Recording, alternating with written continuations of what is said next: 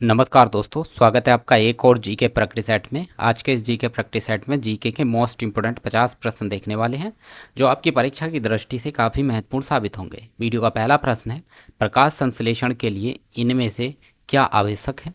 तो दोस्तों, प्रकाश संश्लेषण के लिए इनमें से जल, खनिज लवण, कार्बन डाइऑक्साइड तथा सूर्य का प्रकाश आवश्यक होता है। ऑप्शन सी इस प्रश्न का सही उत्तर होगा। वीडियो का अगला प्रश्न है, क्या ओजोन परत की बढ़ती मात्रा पर्यावरण को दूषित करती है? तो दोस्तों, ओजोन परत की बढ़ती मात्रा पर्यावरण को दूषित नहीं करती है। ऑप्शन बी इस प्रश्न का सही उत्तर होगा। अगला प्रश्न है, सेंधा नमक का रासायनिक या खनिज नाम क्या है?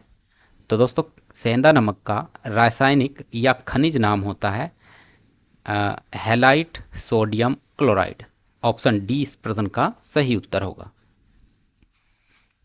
अगला प्रश्न है, नीलगिरी पर्वत की सबसे ऊंची चोटी कौन सी है? तो नीलगिरी पर्वत की सबसे ऊंची चोटी है दोदा बेटा। ऑप्शन डी सही उत्तर हो जाएगा। अगला प्रश्न है, भारत की दूसरी पंचवर्षीय योजना किस मॉडल पर आधारित थी? तो भारत की दूसरी पंचवर्षीय योजना जो है वह पीसी महालनोबिस मॉडल पर आधारित थी। ऑप्शन बी सही उत्तर होगा। अगला प्रश्न है, भारत का राष्ट्रीय गीत वंदे मातरम किस पुस्तक से लिया गया है? तो दोस्तों, वंदे मातरम गीत लिया गया है आनंद मठ पुस्तक से। ऑप्शन ए सही उत्तर होगा। अगला प्रश्न है, भारत छोड़ो आंदोलन के समय आसिफ अली ने कहाँ तिरंगा झंडा फहराया था? तो दोस्तों, भारत छोड़ो आंदोलन के समय अरुणा आसिफ अली ने जो है ग्वालियर टैंक मैदान बॉम्बे में तिरंगा झंडा फहराया था। ऑप्शन बी इस प्रश्न का सही उत्तर होगा। अगला प्रश्न है, अंकलेश्वर तेल शोधन कारखाना गुजरात के किस स्थान पर स्थित है?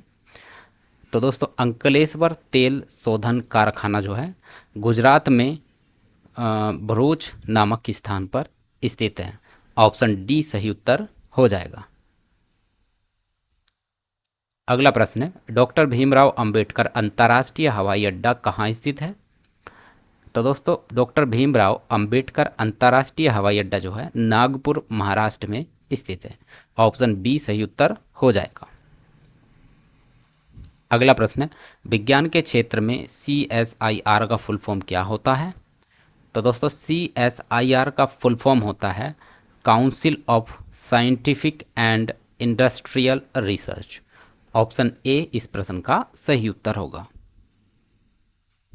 अगला प्रश्न है, अहमदनगर की रक्षा के लिए किस महिला शासक ने अकबर की सेना से युद्ध किया था? तो दोस्तों, अहमदनगर की रक्षा के लिए महिला शासक चांद बीबी ने अकबर की सेना के साथ युद्ध किया था। ऑप्शन बी इस प्रश्न का सही उत्तर होगा। अगला प्रश्न है, वर्ष 1937 का कांग्रेस अधिवेशन पहली बार किस गांव में हुआ था? उस गांव का नाम क्या था? तो दोस्तों, वर्ष 1937 का कांग्रेस अधिवेशन पहली बार गांव में हुआ था और उस गांव का नाम था फैजपुर गांव। ऑप्शन डी इस प्रश्न का सही उत्तर होगा। अगला प्रश्न है, कंप्यूटर में एक निबल कितने बिट के बराबर होता है? तो दोस्तों, कंप्यूटर में एक निबल जो है 4 बिट के बराबर होता है। ऑप्शन बी सही उत्तर होगा। अगला प्रश्न है, हैदराबाद में स्थित प्रसिद्ध चार मीनार का निर्माण किसने करवाया था? तो दोस्तों, चार मीनार का जो निर्माण करवाया था वह कुली कुतुब शाह ने करवाया था। ऑप्शन ए इस प्रश्न का सही उत्तर होगा। अगला प्रश्न है, विद्युत में एसी को डीसी में बदलने वाले उपकरण को क्या कहते हैं? तो दोस्तों, विद्युत में एसी यानी अल्टरनेटिंग करंट और डीसी यानी डायरेक्ट करंट, एसी को डीसी में बदलने वाले उपकरण को हम कहते हैं रेक्टिफायर। ऑप्शन बी इस प्रश्न का सही उत्तर होगा। अगला प्रश्न है, वाहनों में यात्रा की दूरी मापने के लिए कौन सा उपकरण लगाया जाता है? तो वाहनों में दूरी मापने के लिए ओडोमीटर लगाया जाता है। ऑप्शन ए इस प्रश्न का सही उत्तर हो जाएगा। अगला प्रश्न है, कथकली किस राज्य का प्रसिद्ध शास्त्रीय नृत्य है? तो दोस्तों कथकली जो है वह केरल राज्य का प्रसिद्ध शास्त्रीय नृत्य है। ऑप्शन बी इस प्रश्न का सही उत्तर होगा। अगला प्रश्न है, खसरा किस प्रकार का रोग है? तो दोस्तों खसरा जो है एक विषाणु यानी वायरस जनित रोग है। ऑप्शन डी सही उत्तर हो जाएगा। अगला प्रश्न है, अंतर्राष्ट्रीय अंतरिक्ष स्टेशन पृथ्वी से लगभग कितनी ऊंचाई पर स्थित है? तो दोस्तों अंतर्राष्ट्रीय अंतरिक्ष स्टेशन जो है पृथ्वी से 400 किलोमीटर की ऊंचाई पर स्थित है। ऑप्शन बी सही उत्तर होगा। अगला प्रश्न है, भारत का पहला स्वदेश निर्मित तैरता हुआ विद्यालय कहाँ खोला गया है? तो दोस्तों भारत का पहला स्वदेश निर्मित तैरता हुआ विद्यालय खोला गया है मणिपुर में। ऑप्शन बी इस प्रश्न का सही उत्तर होगा। अगला प्रश्न है, नगर पालिका का सदस्य यानी पार्षद बनने के लिए कम से कम कितनी उम्र होनी चाहिए? तो दोस्तों नगर पालिका का सदस्य बनने के लिए यानी पार्षद बनने के लिए न्यूनतम वर्ष आयु जो है 25 वर्ष होनी चाहिए। ऑप्शन सी इस प्रश्न का सही उत्तर होगा। अगला प्रश्न है, भारत की कार्यपालिका का संवैधानिक प्रमुख कौन होता है? तो दोस्तों भारत की कार्यपालिका का संवैधानिक जो प्रमुख होता है वह राष्ट्रपति होता है। ऑप्शन ए इस प्रश्न का सही उत्तर होगा। अगला प्रश्न है, रेलवे क्रॉसिंग से पूरी तरह छुटकारा पाने के लिए सरकार द्वारा कौन सी योजना शुरू की गई है? तो रेलवे क्रॉसिंग से पूरी तरह से छुटकारा पाने के लिए सरकार द्वारा सेतु भारतम योजना शुरू की गई है। ऑप्शन बी इस प्रश्न का सही उत्तर होगा। अगला प्रश्न है, स्वतंत्रता के बाद भारत की पहली बहुउद्देशीय परियोजना किस नदी पर बनाई गई थी? तो दोस्तों स्वतंत्रता के बाद भारत की पहली बहुउद्देशीय परियोजना जो बनाई गई थी वह दामोदर नदी पर बनाई गई थी। ऑप्शन डी इस प्रश्न का सही उत्तर होगा। अगला प्रश्न है, साइमन कमीशन के विरोध का प्रमुख कारण क्या था? तो दोस्तों साइमन कमीशन के विरोध का प्रमुख कारण था इसमें एक भी भारतीय सदस्य नहीं था। ऑप्शन बी इस प्रश्न का सही उत्तर होगा। अगला प्रश्न है, कंप्यूटर की हार्ड डिस्क किस प्रकार की स्टोरेज डिवाइस है? तो दोस्तों कंप्यूटर की जो हार्ड डिस्क होती है वह सेकेंडरी स्टोरेज डिवाइस में आती है। ऑप्शन ए इस प्रश्न का सही उत्तर होगा। अगला प्रश्न है, कोशिका का ऊर्जा गृह यानी पावर हाउस ऑफ सेल्स किसे कहा जाता है? तो दोस्तों कोशिका का ऊर्जा गृह कहा जाता है माइटोकॉन्ड्रिया को। ऑप्शन बी इस प्रश्न का सही उत्तर होगा। अगला प्रश्न है, वर्ष 2011 की जनगणना के अनुसार भारत के किस राज्य का जनसंख्या घनत्व सबसे अधिक है?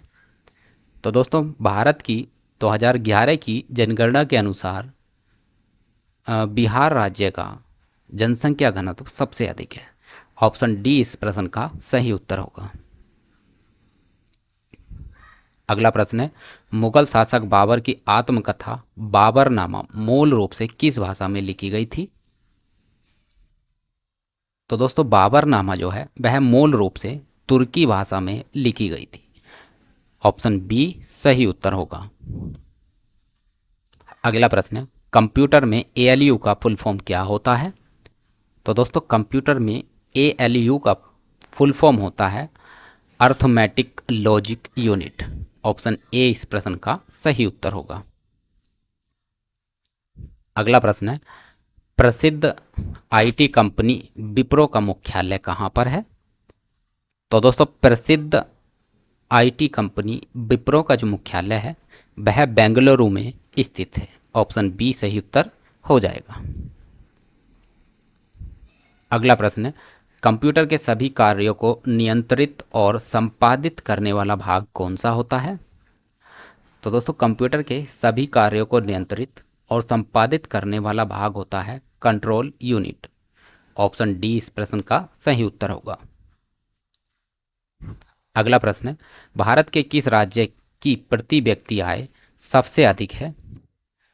तो दोस्तों गोवा राज्य की प्रति व्यक्ति आय सबसे अधिक है। ऑप्शन बी इस प्रश्न का सही उत्तर होगा। अगला प्रश्न है, मानव शरीर की आंख में प्रकाश पहचान करने वाली कौन सी दो कोशिकाएं होती हैं? तो दोस्तों मानव शरीर की आंख में प्रकाश पहचान करने वाली जो कोशिकाएं होती हैं वे होती हैं छड़ और शंकु। ऑप्शन ए इस प्रश्न का सही उत्तर होगा। अगला प्रश्न है, प्रसिद्ध पुलित्जर पुरस्कार किस विश्वविद्यालय द्वारा दिया जाता है? तो प्रसिद्ध पुलित्जर पुरस्कार जो दिया जाता है वह कोलंबिया विश्वविद्यालय द्वारा दिया जाता है। ऑप्शन बी इस प्रश्न का सही उत्तर होगा। अगला प्रश्न है, केंद्र और राज्यों के संबंधों में सुधार के लिए वर्ष 2007 में किस आयोग का गठन किया गया था? तो दोस्तों 2007 में केंद्र और राज्यों के संबंधों को सुधार करने के लिए आयोग पुंछी आयोग का गठन किया गया था। ऑप्शन डी इस प्रश्न का सही उत्तर होगा। अगला प्रश्न है, माणिक या नीलम रासायनिक रूप से किसके ऑक्साइड होते हैं? तो दोस्तों माणिक यानी रोबी या फिर नीलम जो होते हैं वे मुख्यतः एल्यूमिनियम के जो है ऑक्साइड होते हैं। ऑप्शन बी इस प्रश्न का सही उत्तर होगा। अगला प्रश्न है, मिशन शक्ति अभियान का संबंध किससे है? तो दोस्तों मिशन शक्ति अभियान का जो संबंध है वह महिला सुरक्षा सम्मान और आत्मनिर्भरता से है। ऑप्शन बी इस प्रश्न का सही उत्तर होगा। अगला प्रश्न है, संघाई सहयोग संगठन यानी एससीओ का गठन किस वर्ष हुआ था? तो दोस्तों संघाई सहयोग संगठन का जो गठन हुआ था वह वर्ष 2001 में हुआ था। ऑप्शन ए इस प्रश्न का सही उत्तर हो जाएगा। अगला प्रश्न है, बच्चों के कल्याण के लिए काम करने वाली CRY योजना किससे संबंधित है? तो दोस्तों बच्चों के कल्याण के लिए काम करने वाली CRY योजना जो है शिशुओं से संबंधित है, यानी बच्चों शिशुओं से संबंधित है। ऑप्शन बी इस प्रश्न का सही उत्तर होगा। अगला प्रश्न है, 8 अप्रैल 1929 को दिल्ली की सेंट्रल असेंबली में बम फेंका किसने फेंका था? तो दोस्तों 8 अप्रैल वर्ष 1929 को दिल्ली की सेंट्रल असेंबली में बम फेंकने वाले थे बटुकेश्वर दत्त और भगत सिंह जी। ऑप्शन डी इस प्रश्न का सही उत्तर होगा। अगला प्रश्न है, कंप्यूटर या इंटरनेट पर आने वाले अवांछनीय यानी बिना मांगे ईमेल को क्या कहते हैं? तो दोस्तों ऐसे ईमेल जो बिना मांगे आते हैं उन्हें हम स्पैम कैटेगरी में रखते हैं, यानी स्पैम कहते हैं। ऑप्शन बी इस प्रश्न का सही उत्तर हो जाएगा। अगला प्रश्न है, वर्ष 1919 में कांग्रेस का प्रसिद्ध अधिवेशन कहाँ आयोजित हुआ था? तो दोस्तों वर्ष 1919 में कांग्रेस का जो प्रसिद्ध अधिवेशन हुआ था वह अमृतसर में हुआ था। ऑप्शन डी इस प्रश्न का सही उत्तर होगा। अगला प्रश्न है, ओडिशा का प्रसिद्ध लिंगराज मंदिर किस स्थापत्य शैली में बना हुआ है? तो दोस्तों ओडिशा का जो लिंगराज मंदिर है वह नागर शैली में बना हुआ है। ऑप्शन बी इस प्रश्न का सही उत्तर हो जाएगा। अगला प्रश्न है, प्रसिद्ध नृत्य नृत्य गंगा प्रतिभा प्रहलाद की किस शास्त्रीय नृत्य से संबंधित है? तो दोस्तों प्रसिद्ध नृत्य गाना प्रतिभा प्रहलाद की जो है वह भरतनाट्यम शास्त्रीय नृत्य से संबंधित है। ऑप्शन बी इस प्रश्न का सही उत्तर होगा। अगला प्रश्न है, दक्षिणी एशियाई देशों के संगठन सार्क का पूरा नाम क्या है? तो दोस्तों सार्क का जो पूरा नाम है वह है south Asia association for regional corporation. Option A इस प्रश्न का सही उत्तर हो जाएगा। अगला प्रश्न है, भारत में एग्जिम बैंक की स्थापना कब हुई थी? तो दोस्तों भारत में एग्जिम बैंक की स्थापना हुई थी वर्ष 1982 में। ऑप्शन बी इस प्रश्न का सही उत्तर होगा। अगला प्रश्न है, अहमदाबाद में प्रसिद्ध साबरमती आश्रम की स्थापना किसने की थी? तो अहमदाबाद में प्रसिद्ध साबरमती आश्रम की जो स्थापना की थी वह की थी महात्मा गांधी जी ने। ऑप्शन ए इस प्रश्न का सही उत्तर होगा। अगला प्रश्न है, यूरोप महाद्वीप का सबसे व्यस्त बंदरगाह यानी पोर्ट कौन सा है? तो यूरोप महाद्वीप का सबसे व्यस्त बंदरगाह है रोटरडैम। रोटरडैम बंदरगाह यूरोप महाद्वीप का सबसे व्यस्त बंदरगाह माना जाता है। ऑप्शन बी इस प्रश्न का सही उत्तर हो जाएगा, रोटरडैम। अगला प्रश्न है, ब्रिटेन की राजधानी लंदन किस नदी के किनारे स्थित है? तो दोस्तों ब्रिटेन की राजधानी जो है लंदन, वह टेम्स नदी के किनारे स्थित है। ऑप्शन डी इस प्रश्न का सही उत्तर होगा। तो दोस्तों ये थे जीके के मोस्ट इंपोर्टेंट 50 प्रश्न जो हम आपके लिए लाए तैयार करके आपकी परीक्षा की दृष्टि से। दोस्तों इसी प्रकार के जीके प्रैक्टिस सेट के साथ हम मिलते हैं आपसे अगली वीडियो में। तब तक के लिए नमस्कार, जय हिंद, वंदे मातरम।